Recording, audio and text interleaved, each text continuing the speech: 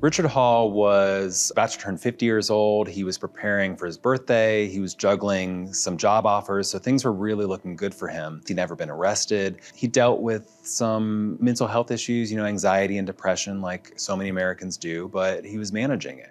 He had some sort of a mental health crisis. One night at a bar, something snapped and he was found in the parking lot hallucinating, talking to the air, throwing his belongings out of his car on the parking lot. When the officers arrived, they ended up arresting him for his own protection, and he ended up being jailed for about 2 weeks. Every one of my interactions with personnel at the jail I was exhausting all avenues I could think of to help my brother. And they were just holding him for a hearing. They were just waiting to have a competency hearing where if he was declared incompetent, he could then get access to more specialized treatment that could really help him, more than what a jail clinic can offer. Unfortunately, he had an ulcer that burst in his intestines. It turned into an infection. It festered for 2 weeks, and he died of that infection. The day before his hearing, he died in the cell where I kept telling them there's something wrong. It was devastating, doesn't even begin to describe it. It gutted me. Rick's story is one of hundreds I found over the past several years where people died of a preventable cause, sepsis, in jails and prisons across the country. Sepsis is a life-threatening medical condition. It's usually caused by some sort of an infection that the body aggressively responds to this infection, and so it'll cause inflammation all across the body. It can lead to organ failure and eventually death in days or sometimes just hours.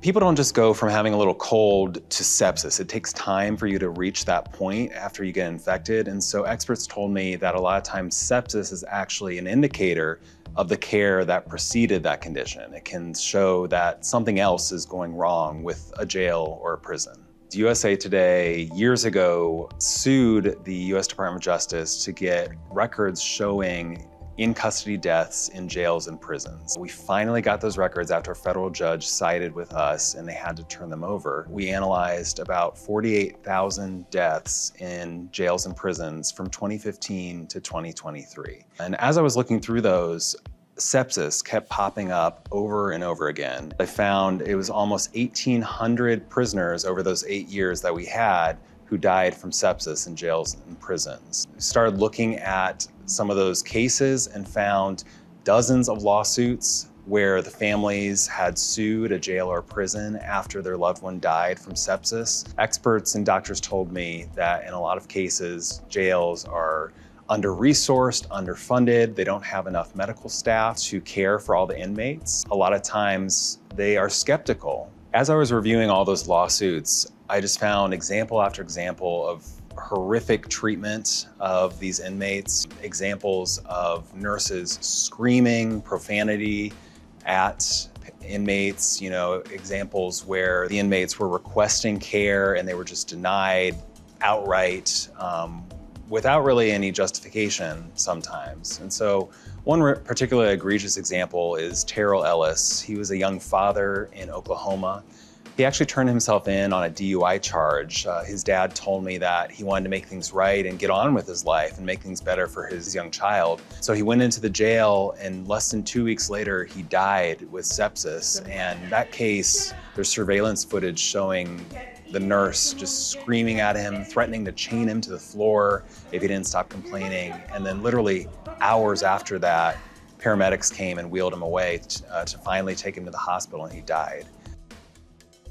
Because of the way our system is set up, there are 50 state prison systems and thousands of local, county, city jails. Every single jail is able to set its own policies, its own rules. The Justice Department actually has the power to withhold funding from states if they're not reporting deaths up to the federal government. But there was a Government Accountability Office investigation that found a couple years ago they really weren't doing this. They hadn't actually tried to hold states accountable by implementing those penalties. In the end, not only do families lose a loved one to a preventable cause, the whole community suffers, because when a county or a city or a community settles a lawsuit or loses in court, the taxpayers end up paying that. A lot of times these lawsuits do result in improvements. They'll make changes, like they'll invest more money in nursing staff or doctors, or they'll add a mental health unit.